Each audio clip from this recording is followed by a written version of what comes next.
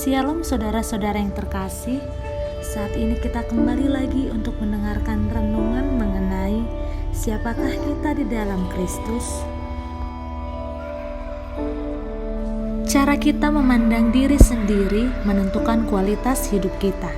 Sadar atau tidak, bagaimana kita bersikap dan mengambil tindakan berhubungan erat dengan yang kita percayai tentang diri kita sendiri.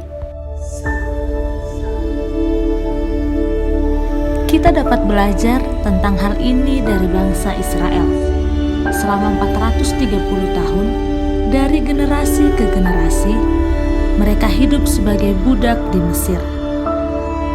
Saat Tuhan membebaskan mereka, mereka kesulitan memandang diri sebagai orang merdeka. Setiap kali menghadapi krisis, ketidakberdayaan menyergap mereka, dan mereka pun ingin kembali ke Mesir. Jelas sekali mereka tidak percaya mereka bisa memiliki masa depan yang cerah. Tuhan mengetahui betapa berbahayanya pola pikir mereka. Itulah sebabnya ketika membawa mereka keluar dari Mesir, Allah menyebut mereka sebagai pasukan Tuhan. Sayangnya, sebagian besar bangsa Israel gagal menyadari bagaimana Dia memandang mereka. Dari 600.000 laki-laki yang meninggalkan tanah perbudakan, hanya Yosua dan Kaleb yang berhasil masuk ke tanah perjanjian. Begitu pula dengan kita. Tak jarang, alasan mengapa kita belum juga menerima janji Tuhan bukanlah karena besarnya persoalan yang kita alami, kesalahan orang lain, atau penundaan Tuhan. Semua itu karena keengganan untuk memandang diri sebagaimana Tuhan melihat kita. Ketika tantangan menghadang, kegagalan dan ketidakberuntungan di masa lalu begitu membayangi hati. Kemudian, kita pun berkecil hati dan memilih mundur.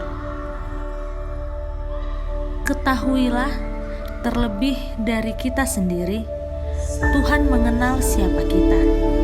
Dialah yang menciptakan kita dan mengetahui potensi apa yang Dia tanamkan dalam kita. Dia bukan hanya menjanjikan masa depan yang cerah, Dia juga rindu melibatkan kita dalam rencana besarnya. Ingatlah, di hari kita menerima Yesus sebagai juru selamat kita, Dia telah membebaskan kita dari segala belenggu keterbatasan. Bagaimanapun masa lalu kita di dalamnya, kita lebih dari pemenang. Ya, pada akhirnya, keberanian untuk bangkit dan melangkah dalam imanlah yang membuat hidup kita bisa dipakai Tuhan atau tidak. Dalam Yohanes 15 ayat 7 dikatakan, di luar Dia, kita tidak akan berbuat apa-apa. Jadi, hanyalah Tuhan satu-satunya andalan kita. Hanya Tuhan yang dapat menjadikan kita berhasil, bahkan memperoleh berkat, dan di luar Yesus kita akan menemukan